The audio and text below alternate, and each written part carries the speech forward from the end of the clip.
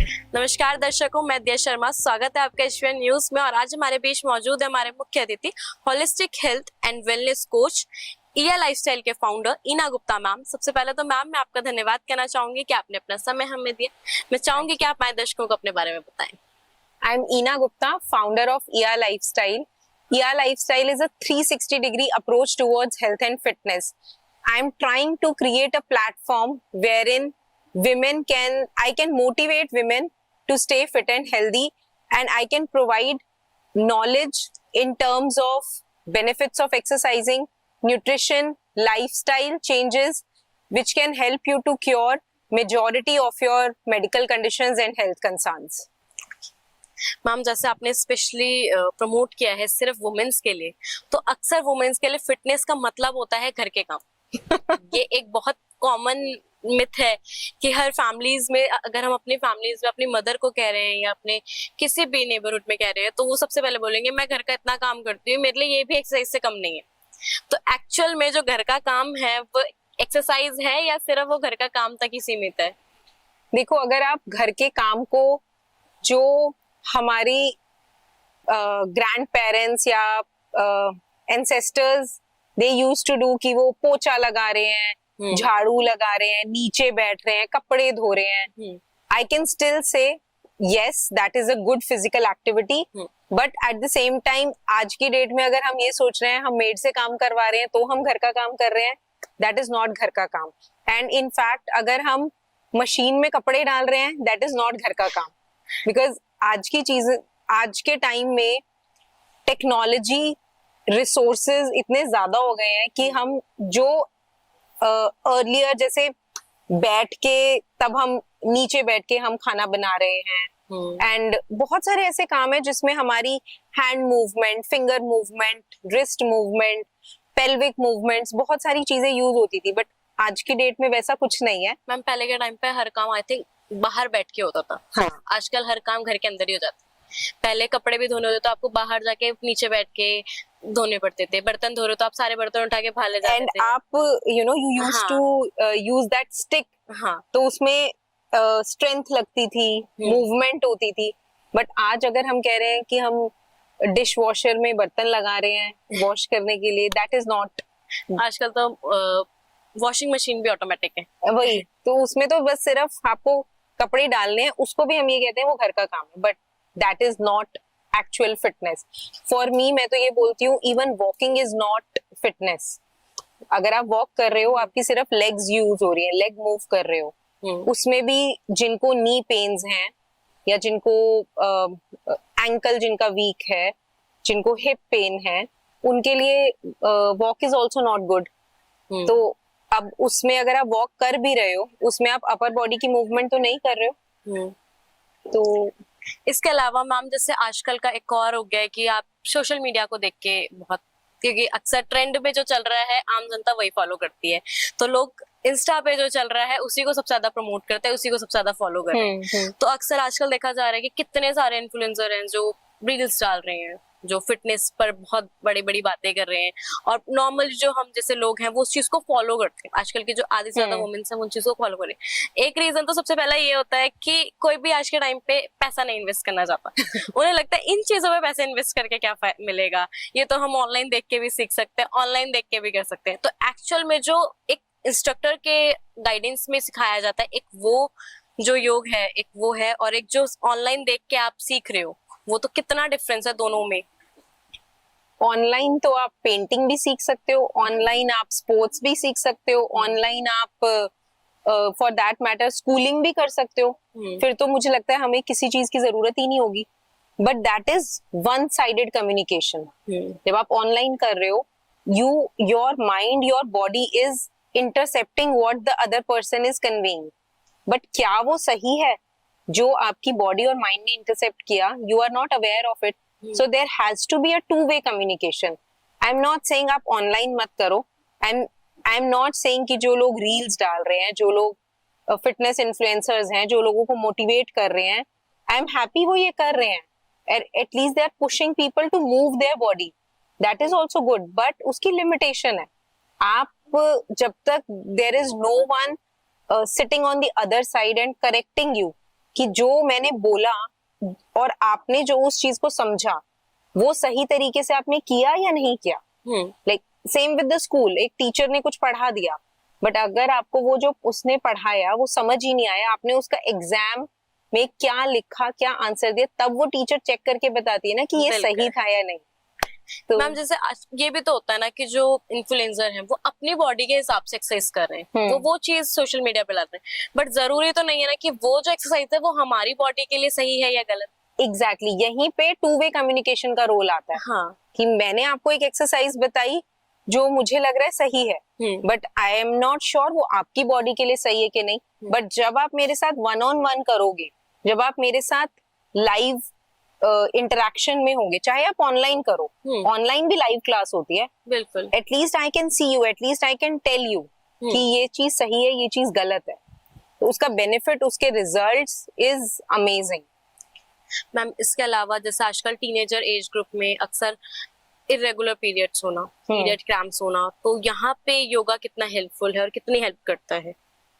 So I would say जो इसका basic reason is your lifestyle, eating habits, sleep, disturb sleep cycle. Again आजकल तो teens as में भी इतना स्ट्रेस है. सो योगा जब आप ब्रीदिंग और मूवमेंट को साथ में करते हो, in fact it is not yoga, कोई भी आप एक्सरसाइज करते हो तो आपकी बॉडी में ब्लड सर्कुलेशन, ऑक्सीजन फ्लो बहुत अच्छा होता है, जो कि आपके लंग्स को, आपके ब्रेन को, आपके कंसंट्रेशन को और आपकी बॉडी मूवमेंट को एक्टिव करता है. एट द सेम टाइम अगर मैं आपको योगा की बात कर रही हूँ तो प्रिसाइजली जो पीरियड पेन्स की प्रॉब्लम्स होती हैं या मेंस्ट्रुअल क्रैम्प्स के इश्यूज होते हैं, उसमें हम स्पेसिफिकली रिप्रोडक्टिव ऑर्गन्स के ऊपर फोकस करते हैं एंड पेल्विक मूवमेंट्स के ऊपर फोकस करते हैं.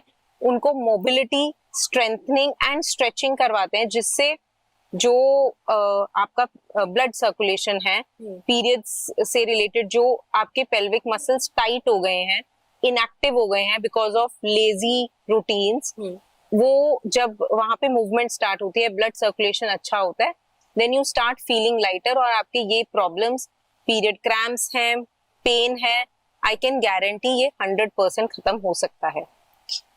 इसके अलावा मैम जैसे आजकल इन्फेक्शन देखा जा रहा है, पीसीओएस है, पीसीओडी है, यूटीआई है, ये भी चीजें बहुत कॉमन हो गई है, हर दूसरी वुमेन या हर दूसरी फीमेल को ये दिक्कत हो रही है.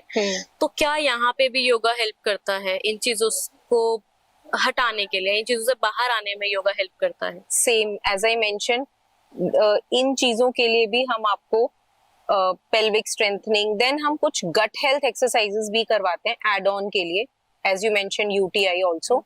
सो इसमें जब आपके वो डाइजेशन, मेटाबॉलिज्म पे वर्क करते हैं तो स्लोली क्या होता है, आपका लाइफस्टाइल भी इंप्रूव होने लगता है, आपकी स्लीप पैटर्न्स बेटर होते हैं, जो आपकी अननोइंगली ईटिंग हैबिट्स हैं, जब आप अंदर से सेटिस्फाई होते हो तो वो भी धीरे धीरे सब रेगुलेट होने लगता है.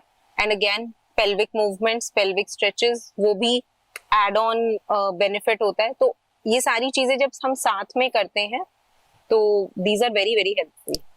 इसके अलावा मैम जैसे आजकल सबसे ज्यादा जो खासकर जो वर्किंग है उनमें देखा जाता है बैक पेन बहुत कॉमन हो गया, बैक पेन और सर्वाइकल, ये चीजें बहुत कॉमन हो गई है. तो इस टाइम पे उन्हें कौन कौन सी एक्सरसाइज करनी चाहिए या आप क्या रिकमेंड करते हैं उन्हें?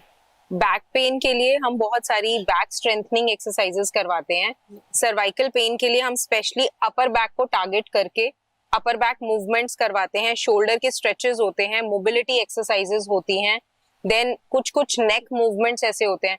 सो बेसिकली ये प्रॉब्लम आ क्यों रही है, because every time we are sitting like this, या तो हम अपनी स्क्रीन पे हैं या हम अपने लैपटॉप पे हैं, एंड अगर 6 आवर्स मैं आपको बोलूं आप ऐसे ही रहो और मे बी 12 आवर्स आप कंसिस्टेंटली ऐसे इस पोजीशन में बैठोगे तो ये सारा यहाँ पे आपका एक हम्प क्रिएट हो जाता है, एक इन्फ्लेमेशन आ जाती है over the period of time. तो अब उसको मुझे काउंटर मूवमेंट करके, जिसमें मैं आपकी नेक को स्ट्रेट करूंगी, शोल्डर्स को पीछे करूंगी, अपर बैक को स्ट्रेच करूंगी, और I will ask you to follow this pattern जिसमें आप स्ट्रेट रह सको, अपनी चेयर की अलाइनमेंट, अपने डेस्क की अलाइनमेंट इस पोजीशन में. तो वो ग्रेजुअली जब ये वाली मसल्स रिलैक्स हो जाती हैं वो पेन रिलीफ होता है. Same with lower back pen. Generally अगर आप देखोगे लोअर, आजकल लोग ऐसे बैठते हैं, राइट, तो वो क्यों हो रहा है? लोअर बैक पेन की लोअर बैक की मसल्स कंप्रेस हो रही हैं। सो जब वो कंप्रेस हो रही है, मुझे उसको सीधा करना पड़ेगा। So I will guide you with those movement जिसमें मुझे उसको स्ट्रेट करना है। Gradually when I work on those movements, तो वो भी आपका इजीली योगा से, एक्सरसाइज से 100% क्योर हो सकता है। बट कुछ लोग ऐसे केसेस में अगर जिम जा रहे हैं या वेट ट्रेनिंग कर रहे हैं या कार्डियो कर रहे हैं, तब उनके नेगेटिव इम्पैक्ट भी हो सकते हैं। तो इन केसेस में स्पेसिफिकली योगा, पिलाटेस बहुत अच्छा काम करते हैं to treat these pains. Ma'am इसके अलावा क्या होता है ना कि जैसे आजकल बैक पेन बहुत कॉमन है, जैसे कि मैंने बताया, तो लोग क्या करते हैं, खासकर वुमेन्स क्या करते हैं कि आपने स्प्रे कर लिया, हाँ, अब उतनी देर के लिए तो आपको आराम मिल गया, मतलब जब सपोज आपको कोई पेन हो रहा था, आपने सडनली स्प्रे करा, आप ठीक हो गए, तो फिर वो नेक्स्ट डे नहीं सोचेगी उसके बारे में, फिर जब 1-2 दिन बाद दर्द होगा फिर वो स्प्रे कर लेगी, तो वो ये कंटिन्यूअसली साइकिल चलती रहती है, बट वो कंसल्ट नहीं करते हैं या किसी इंस्ट्रक्टर के पास नहीं जाएगी, तो ये बहुत बड़ा एक कॉमन हो गया है। वही है ना कि we are okay spending on medicine. हम पेन किलर्स भी खा लेते हैं टू सबसाइड दैट पेन, कि यार अभी काम है, चलो दवाई खा लो और चलो, या स्प्रे कर लो as you mention. So we are okay spending on medicine, we are putting inside anything, but we are not okay going and moving our body, because मेहनत लगती है यार मूव करने में। सही बात है। इसके अलावा मैम जैसे कि आजकल आईवीएफ, इनफर्टिलिटी के चांस बहुत केसेस देखे जा रहे हैं जहाँ पे कंसीव करने में भी काफी सारे कपल्स को प्रॉब्लम होती है, तो वहां पे योगा कितना हेल्पफुल है और कितनी हेल्प करता है? आई कैन से इनफर्टिलिटी के केसेस में yoga, we have proven results, and yoga is very very helpful, because again infertility भी कहीं ना कहीं आपके हार्मोनल इम्बैलेंसेस से रिलेटेड है। बिल्कुल। हार्मोनल इम्बैलेंसेस कहीं ना कहीं आपके लाइफस्टाइल एंड खाने पीने से रिलेटेड है। अगर हम उन चीजों पे साथ में वर्क करते हैं एंड साइड बाय साइड हम मूवमेंट, एक्सरसाइजिंग भी करते हैं, तो मुझे लगता है हर चीज ठीक हो सकती है। It is just about the intent. हमारी बॉडी के अंदर इतनी अच्छी हीलिंग प्रॉपर्टीज हैं, सेल्फ हीलिंग, मतलब holistically we can heal ourselves without any medications. So I can say that it is very very helpful, और जो ट्राई कर रहे हैं, जिन्होंने इसके रिजल्ट्स देखे हैं, उनके बिलीफ सिस्टम्स भी हैं। तो मैम जो इनफर्टिलिटी के केसेस बढ़ रहे हैं, सिर्फ हार्मोनल डिसबैलेंस की वजह से बढ़ रहे हैं या लाइफस्टाइल की वजह से भी इम्पैक्ट पड़ता है?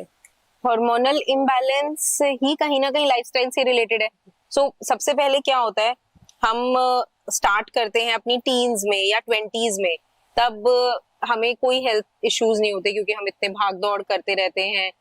अननोइंगली हम फिजिकल, आप एक बच्चे को देखो, वो कहीं भी कूदता रहता है, उसको फर्क नहीं पड़ता। बिल्कुल। बट ओवर द इयर्स हम इतने सोफिस्टिकेटेड हो जाते हैं एंड हमें डेस्क जॉब्स की आदत पड़ जाती है।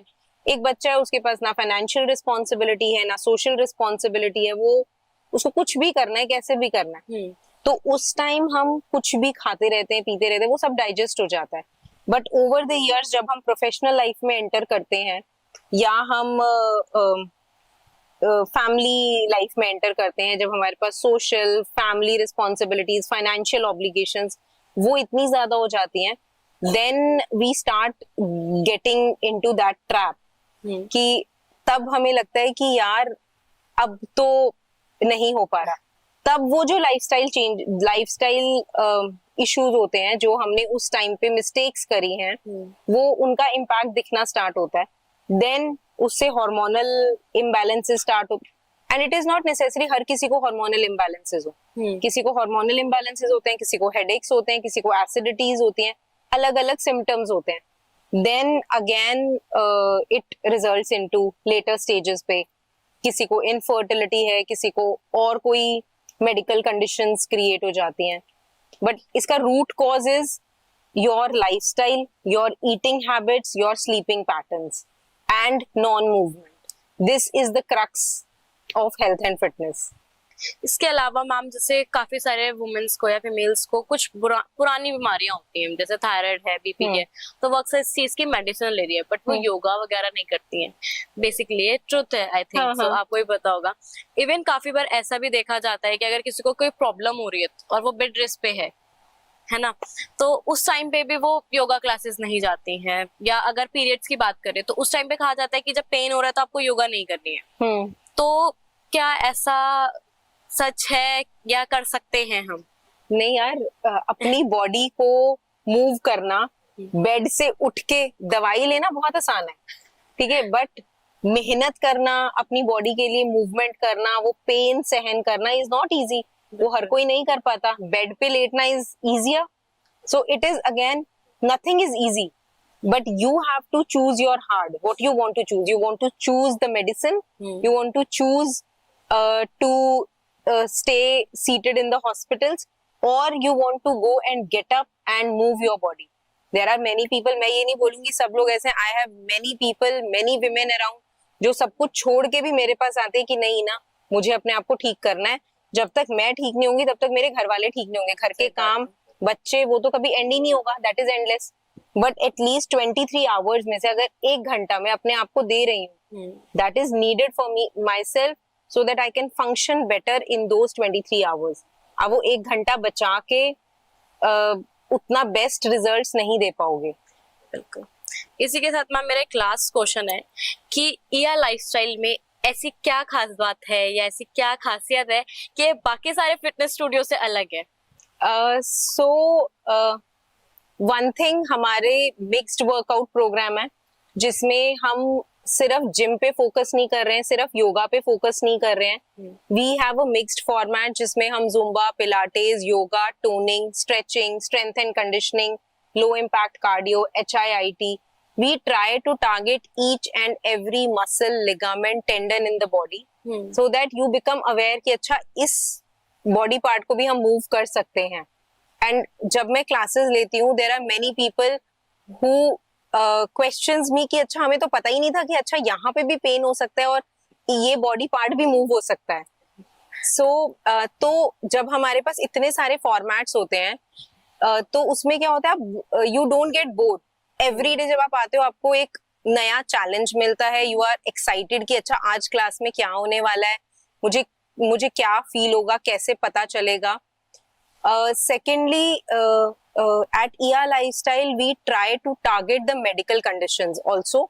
जैसे ये मिक्स्ड वर्कआउट हम ग्रुप सेशंस में करते हैं, एंड देन 1-on-1 सेशंस में हम प्रिसाइजली मेडिकल कंडीशंस को ट्रीट कर रहे हैं। जैसे I talked about all sorts of muscular pain, मैं नी पेन्स की बात करूं, मैं rehabilitation exercises, mobility exercises, cervical pain, lower back pain, slip disc, sciatica, all these pens we are taking care of. Then PCOD, PCOS, fertility से related issues हैं, and mental health से related issues हैं, depression, anxiety, all these things we are trying to cure just by working on your body, breathing, movement, and thankfully we are able to satisfy people and get good results. इसी के साथ ma'am मैं आपका धन्यवाद करना चाहूंगी कि आपने अपना समय हमें दिया और हमारे दर्शकों को इतना वेयर किया। Thank you. वीडियोस देखने के लिए सब्सक्राइब करें HBN न्यूज, बेल आइकन दबाकर लेटेस्ट नोटिफिकेशन पाएं।